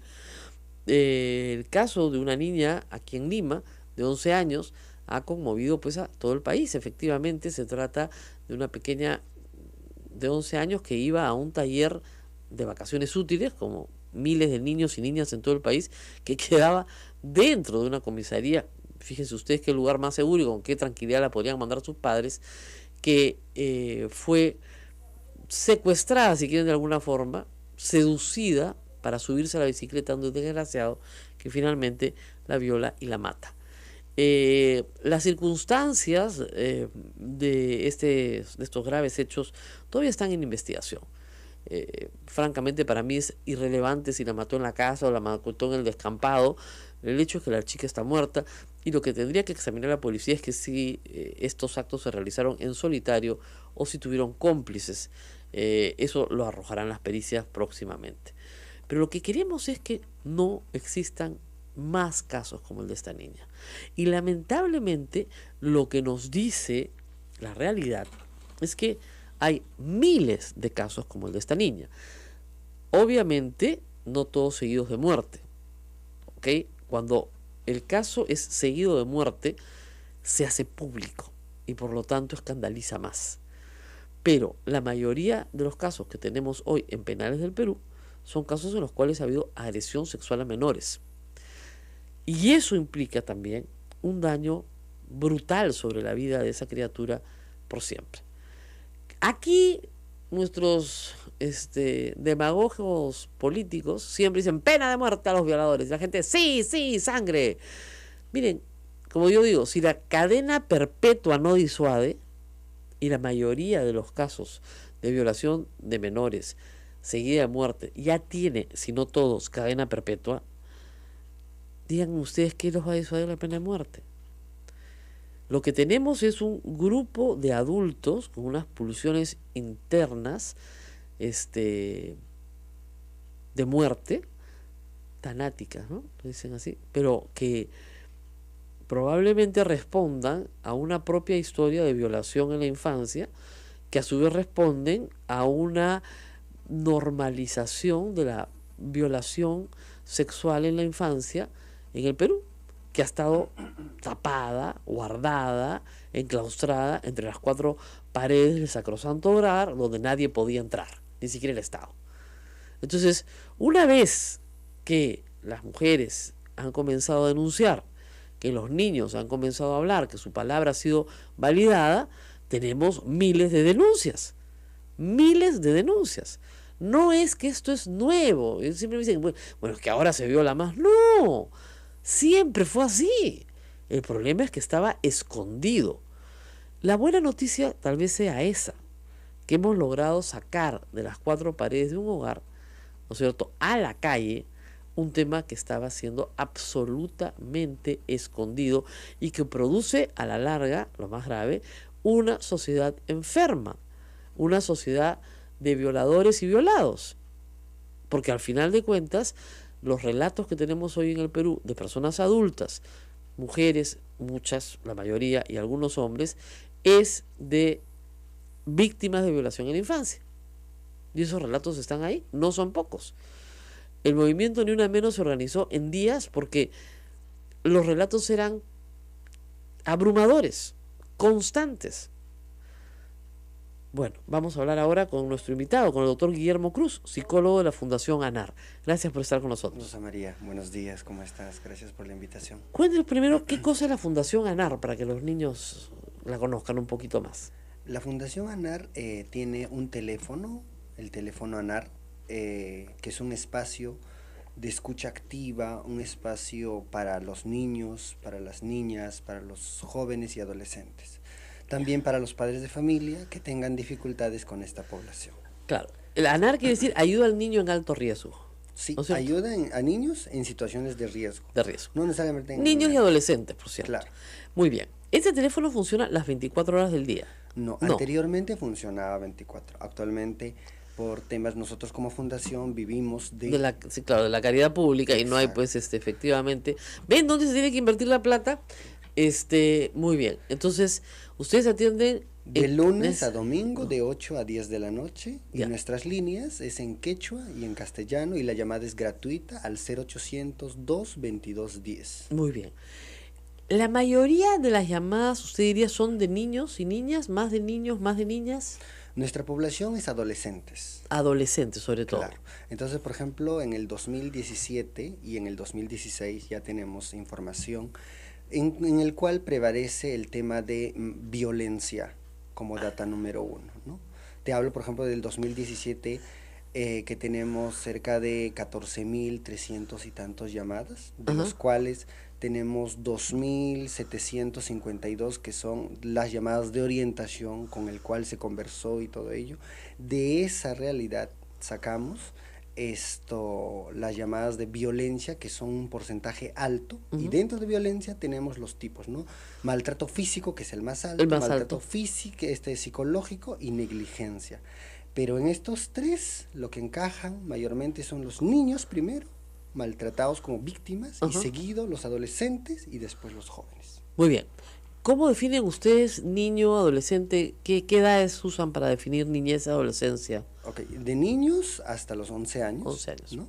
Y de ahí para adelante al adolescente hasta los 18. Hasta los 18, perfecto. ¿Y violencia sexual se reporta también en las llamadas? Sí, en tema de violencia sexual tenemos el famoso, ¿no? El tema de las relaciones. Nosotros creemos eso en tema de violencia, ¿no? Por ejemplo, en tema de violación, nosotros tenemos una frase en quechua que es Yacheninchikunamantari Marizon. Es un término que siempre compartimos con nuestros... La delación premiada o la colaboración eficaz, llámenlo ustedes la figura como quieran, lo que permite primero es conocer la verdad. Pero para conocer la verdad vas a tener que sacrificar algo de la justicia. ¿Es verdad que el señor Barata cometió crímenes en el Perú? Claro que sí. Pero necesitamos su testimonio para incriminar a otros que los cometieron con él. Por lo tanto, en el caso del señor Barata, tenemos que sacrificar parte de la justicia para obtener la verdad. Ese es el principio fundamental. En la Procuraduría parece que no lo quieren entender así. Y respetando una larga tradición, porque digamos, Matilde Pinchi Pinchi tuvo que ir, tendría que haber ido presa por todo lo que sabía y por todos los hechos en los que participó. Sin embargo, la Procuraduría privilegió la verdad para poder llegar a la justicia respecto a otras personas a las que consideraba mucho más importantes en este desmanejo. ¿Quiénes son las personas relevantes para la justicia peruana? Los peruanos. Barata y todo Odebrecht y compañía están sometidos a la justicia del Brasil y están cumpliendo sus penas en el Brasil. Nos parecerá poca pena, mucha pena, pero las están cumpliendo. Poca plata, mucha plata, pero las están cumpliendo. ¿Qué nos interesa a nosotros los peruanos? Saber cuál es la participación de Alejandro Toledo, de Ollantumala, de Alan García, de Pedro Pablo Kuczynski, de los presidentes del Perú, de los vicepresidentes del Perú, de los ministros de Estado, de los congresistas. Esas son las personas a las cuales nosotros queremos ver pagando por lo que han hecho.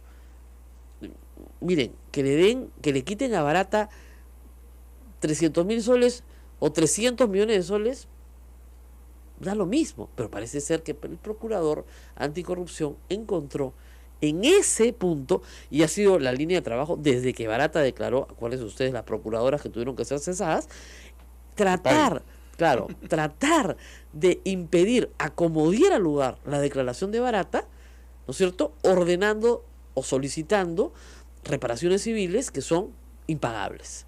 Impagables.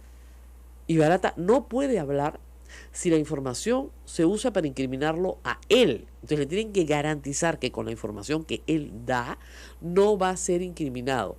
Hay un principio esencial en el derecho que nadie puede ser obligado a incriminarse a sí mismo. Él va a dar información que lo incrimina. ¿A cambio de qué? De que no se le acuse. El procurador lo único que puede hacer es fijar la reparación civil. Nada más. Entonces, como obstáculo para que no hable, fijas una reparación civil disparatada contra la empresa, contra los directivos de la empresa, y simplemente impides que hablan. ¿Se sirvió la verdad? No. ¿Se sirvió la justicia? Menos. ¿A quién se sirvió? A los implicados. Sí, pues. O sea, es un truco demasiado viejo, por Dios. Y que el ministro de Justicia no haga nada, porque por lo menos la ministra de Justicia anterior los terminó votando a todos. Pero que el ministro de Justicia esté encantado, no extraña, pues. Ha sido condecorado por Alan García, que debe ser el más aterrado de todos en este momento. Porque Barata habló con claridad de una banda dentro del Ministerio de Transportes y Comunicaciones, donde todos cobraban, ¿no es cierto? Pero no el ministro ni el presidente. Y todos esos, Luis, Cuba, sus amigos, ninguno, ¿no es cierto?, tocaba la plata, la dejaban intacta en cuentas en Andorra. O sea, por Dios, tiene bastante para contar. Odebrecht explota en el Perú, digamos, en la cantidad de contratos que tiene. ¿En qué gobierno? En el gobierno de García. Es el gobierno en que más contratos tiene. Entonces, ¿cómo no va a contar Barata cosas muy interesantes y muy importantes sobre lo que pasó en el Perú? Pero evidentemente hay un plan desde el Perú para que no hable. Entonces, de nuevo vamos al tema. ¿Quién no quiere que hable? Los que están implicados, pues. Entonces, la Fiscalía ha llegado a un acuerdo que los abogados han aceptado, por lo cual la Fiscalía no va a usar nunca información dada por Barata para acusarlo.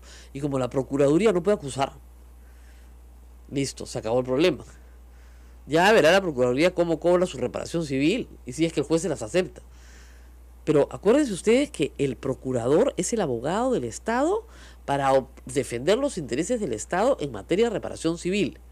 Los procuradores anticorrupción en el Perú se volvieron muy importantes en la caída del fujimorismo porque fueron muy proactivos y porque en vez de entorpecer la labor fiscal, fueron justamente los promotores de la colaboración eficaz. Eran los promotores y los que le llevaban, ¿no es cierto?, colaboradores al fiscal a decirle, oiga, quiere hablar, que hable, ¿no es cierto? Y se tramitaban de esa manera ante el juez, ¿no es cierto?, los acuerdos, y finalmente el juez determinaba que había un acuerdo y que no, perfectamente, ese era el acuerdo. Pero no se puede, en estas circunstancias, dejar de anotar que acá hay algo que huele tan podrido como toda la corrupción de Odebrecht. Huele mal. Bueno, 8:20. Vamos a hacer la pausa, pero vamos a hablar hoy día... Algo muy importante, Rosa María. Vamos a hablar sobre el caso de la semana, el caso de la niña, pero desde otro punto de vista. No solamente de ella, sino de todos los niños del Perú, cómo están en riesgo. Así es. Y qué pueden hacer los niños, ¿no? Porque vamos a invitarlos a que marquen un teléfono. Así es, Los es el niños- 00800 2210. Este es el teléfono de la Fundación ANAR, que tiene una línea en castellano y en quechua, para los que nos escuchan en todo el país. La Fundación ANAR tiene una línea de atención de emergencia para ayudar a niños y adolescentes en riesgo. Ahí les pueden dar una orientación rápida, correcta. La idea es que los niños que no tienen con quién hablar tengan a dónde pedir auxilio muy rápidamente. En un momentito va a estar el doctor Guillermo Cruz, psicólogo. Él no solamente psicólogo de la Fundación ANAR, sino que también es bilingüe y es muchas veces uno de los psicólogos que está al teléfono. Él nos va a contar cuál es su experiencia. Interesante. Porque, miren, más que llamar monstruo a un delincuente, yo a veces pensaba, acá, ¿quién es el monstruo? ¿No es cierto? Si hay, 8.000 presos. Este es un tema de que es un monstruo, una anomalía, ¿no es cierto? Algo extraordinario, extraño, o es esta sociedad la que es monstruosa, porque resulta que en miles de hogares del Perú está sucediendo esto. ¿Qué es lo monstruoso acá? O sea, el sujeto que es la norma, porque no es extraordinario, pues. Si ya tú tienes en este momento 8.000 en prisión y 5.000 con condena, con penas elevadísimas, porque díganme, si no disuade pues la cadena perpetua, ¿por qué te va a disuadir pues la pena de muerte? La perpetua es peor que la pena de muerte. ¿Ya? No sé, para mucha gente es estar enterrado en una cárcel de por vida. Entonces, al final de cuentas, esa es la punta del iceberg. Esos son los que... La Sociedad Dominica de Medios de Comunicación, Sodomco, presenta A Pensar Más con Rosa María Palacios.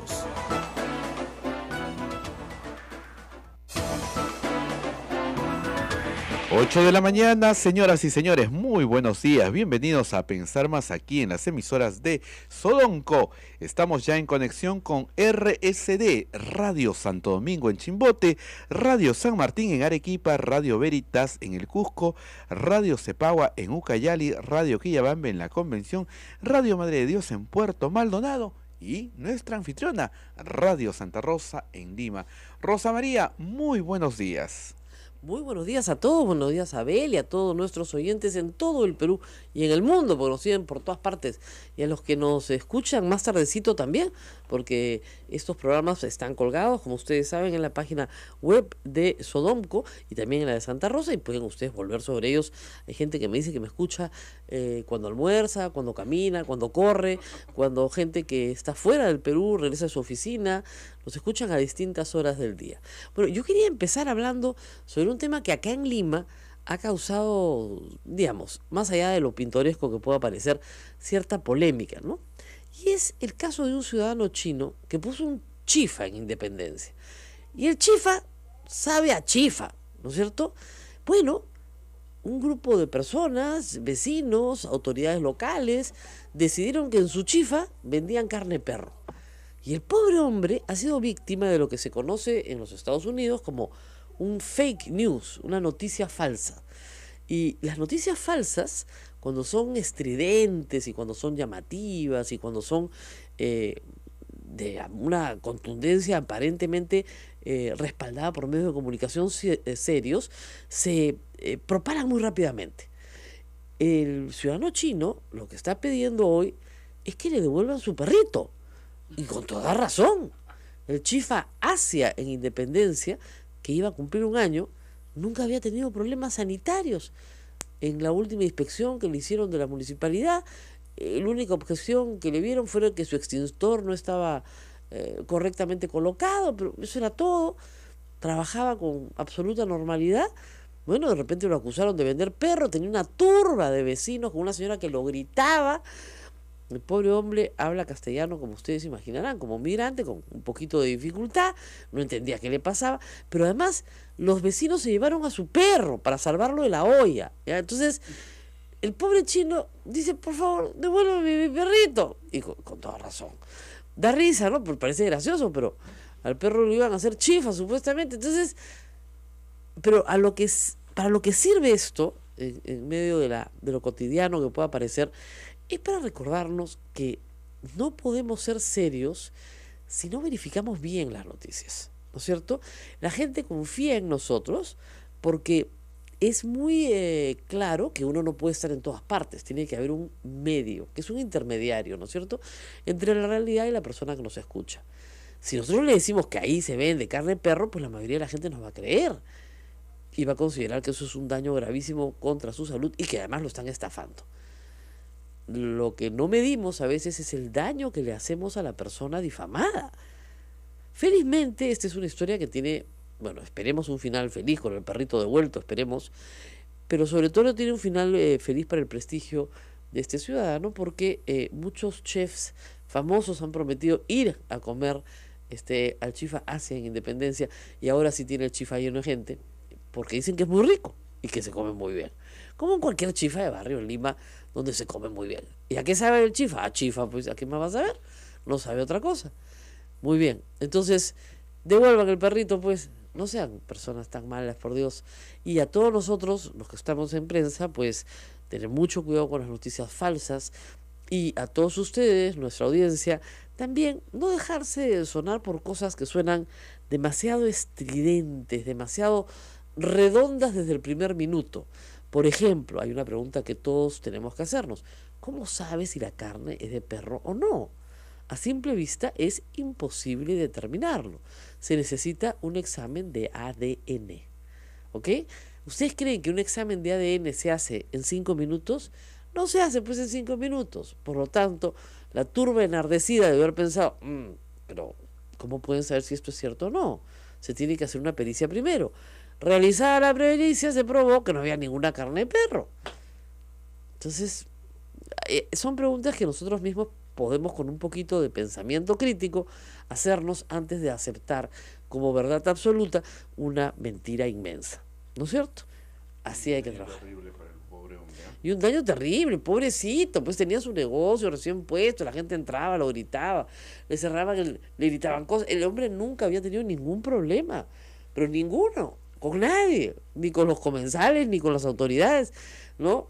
Pero lo más grave que me parece es que encima de haberlo desprestigiado, le roban su perro, en teoría para salvarlo de la olla, ¿no? Entonces, que le devuelvan su perro al chino, por el amor de Dios, ¿ya? Qué barbaridad. No te rías, Naila, pero de verdad, ahora de repente ya la familia que lo tiene se encariñó con el perrito, igual que lo devuelvan, pues, pobre perrito. Esto ha sucedido el 17 de enero, o sea, hace 2 semanas. El pobre perrito debe estar asustadísimo, viviendo en casa de extraños, ¿no es cierto? Pero en fin. Y luego tenemos, bueno, muchas más informaciones, pero probablemente la más saltante el día de hoy, que está ocupando espacios, es la de la presencia de Nicolás Maduro en Lima. Y esto tiene, como dicen siempre, las 2 caras de la moneda, ¿no? Por un lado, hay un grupo de venezolanos que residen en el Perú que sí quieren que venga, digamos, para darle el recibimiento que merece. No se ría. Así, dice así, con chifa, con perro, ¿ya? O sea, quieren ¿no? Quieren darle la bienvenida a tomatazo, seguramente. O sea, ¿qué sucede? Que cuando Maduro sale de su zona de confort, que es Venezuela, se tiene que enfrentar a prensa libre, ¿no es cierto?, a un cuestionamiento internacional sobre sus actos, y ahí sí no tiene la protección que tiene dentro de Venezuela. Es más, si acá se organiza una protesta contra Maduro, probablemente esa protesta esté encabezada también por parlamentarios, autoridades, etcétera, y como acá estamos en una democracia, eso será perfectamente normal. Ya, por esa razón, muchos de los opositores de Chávez más bien quieren que salga de su país, ¿no es cierto?, para que vea, para que calibre cuál es el sentir en el repudio internacional a su conducta. Otros, más radicales, señalan que ni siquiera debería venir al Perú. En ese predicamento se encuentran las 4 bancadas del Congreso de la República que han presentado una moción, pero el presidente de la República le mandó una carta. Llamantes quechohablantes, y también en el español hablamos o creemos nosotros que es el resultado de la comunicación que tiene la familia. Las relaciones familiares no están bien posicionadas, la agenda de los padres marcan preocupaciones, necesidades y no se atiende a los hijos. Eso que has dicho en quechua, ¿qué quiere decir exactamente en castellano? Compartiendo saberes. Compartiendo saberes. Exacto, compartiendo saberes, porque la familia para nosotros es una escuela de enseñanza y aprendizaje, ¿no? Donde se tiene que cultivar espacios de escucha activa, donde tiene que haber relaciones asertivas, donde no se le juzgue, no se critique, no se recrimine al hijo, ¿no? Entonces, ese es lo ideal que nosotros esperamos. Pero digamos, estamos hablando de un niño que llama y dice, mi padrastro me está violando. Ya, ¿cuál es la respuesta que ustedes pueden dar como consejería? Por ejemplo, si la llamada es así, lo primero que tenemos que hacer es asegurarnos de que esa llamada no va a cortar. Porque el niño está en crisis en ese momento, ¿no? Y el nivel de crisis también se manifiesta en la llamada de diferente forma. Lógico. ¿No? Entonces, nos aseguramos posiblemente pidiéndole datos, porque no tenemos un identificador de número, pero sí pedimos datos, dirección, número de teléfono. Pero ahí se corta la llamada. Y si se corta la llamada, tenemos un área legal y un área social, que el objetivo es que ingrese ese caso al sistema de protección. Lógico. Exacto. Porque el niño le dicen, no, si me van a pedir mis datos, entonces yo no voy a participar, no, porque me van a identificar, me muero de miedo, porque el niño que llama aterrado. Exacto. Entonces lo primero que tenemos que hacer es construir desde su preocupación, ¿no? Soluciones, acogerlo, contenerlo emocionalmente. Lo primero que hacemos es eso.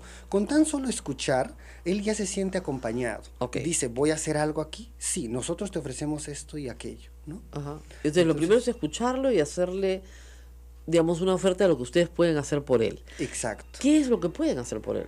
Por ejemplo, nuestro trabajo tiene limitaciones en el tema de que nosotros, si identificamos un tema de violencia, con nuestras áreas hacemos que ingresen al sistema de protección. Luego hacemos seguimiento al caso.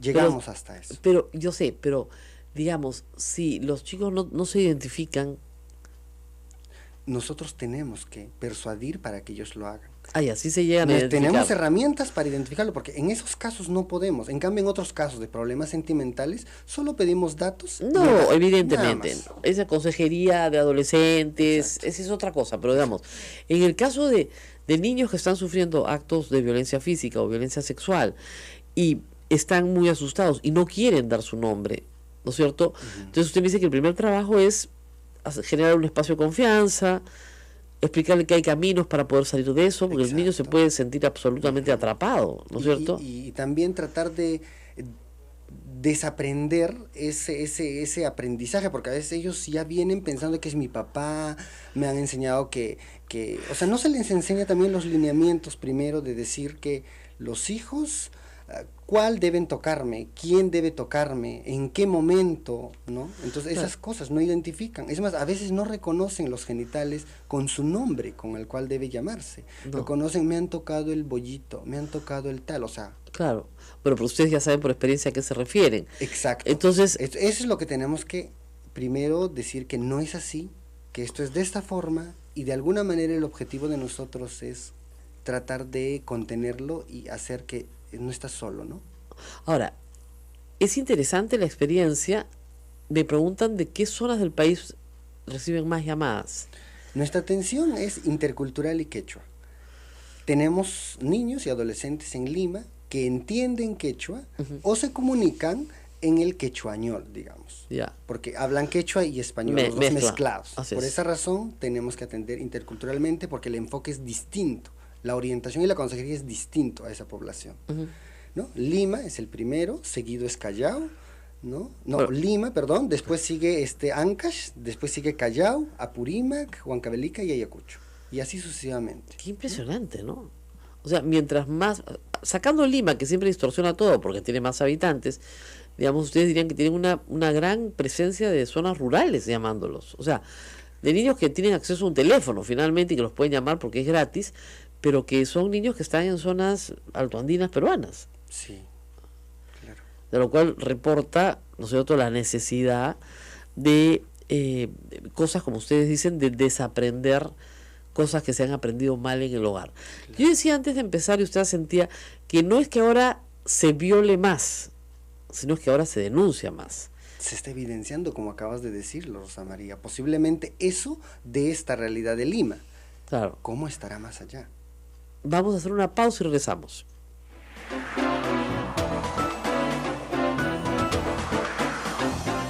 Sodomco, Sociedad Dominica de Medios de Comunicación.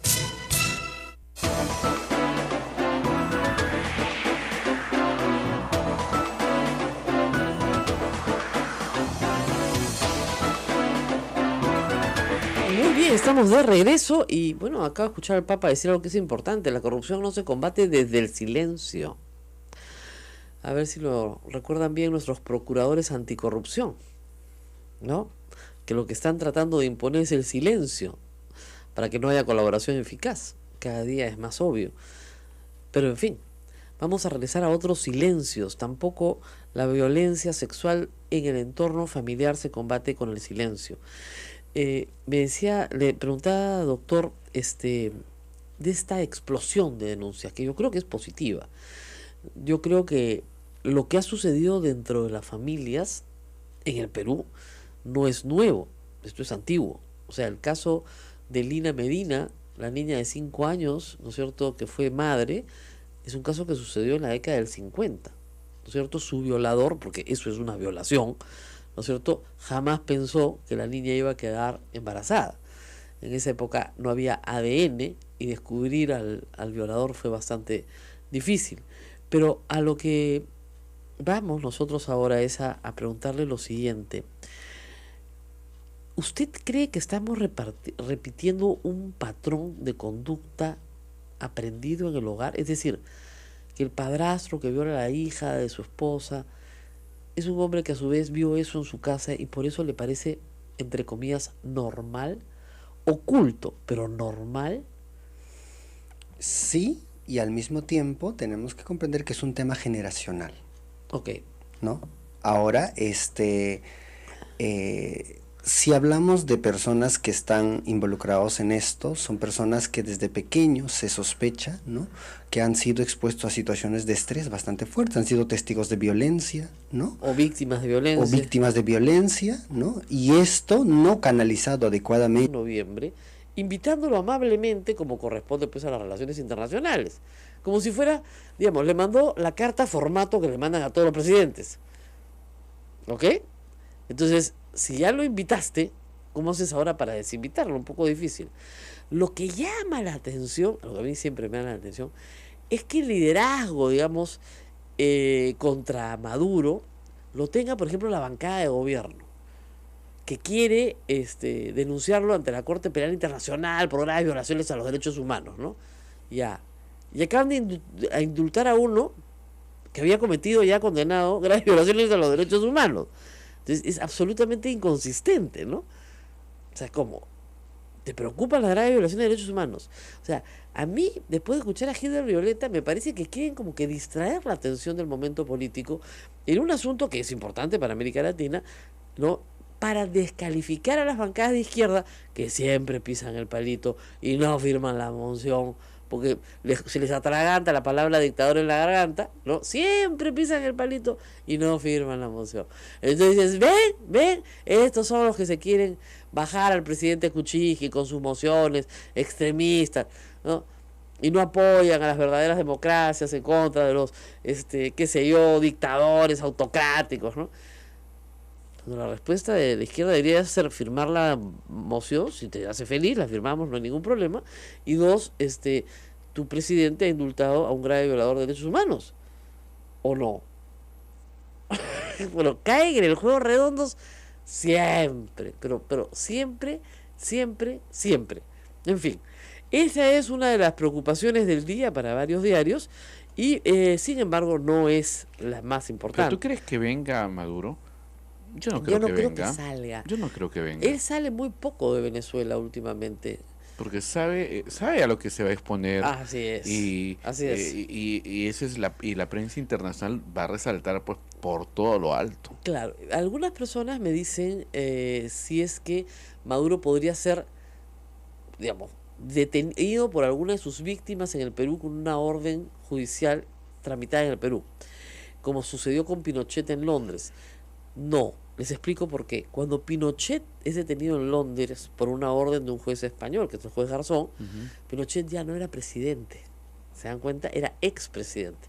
Cuando él es presidente en ejercicio, de acuerdo a tratados diversos, la inmunidad diplomática te alcanza para que no puedas ser perseguido fuera de tu territorio. O sea, Maduro podría tomarse un avión y regresar inmediatamente a su país, él y toda su delegación.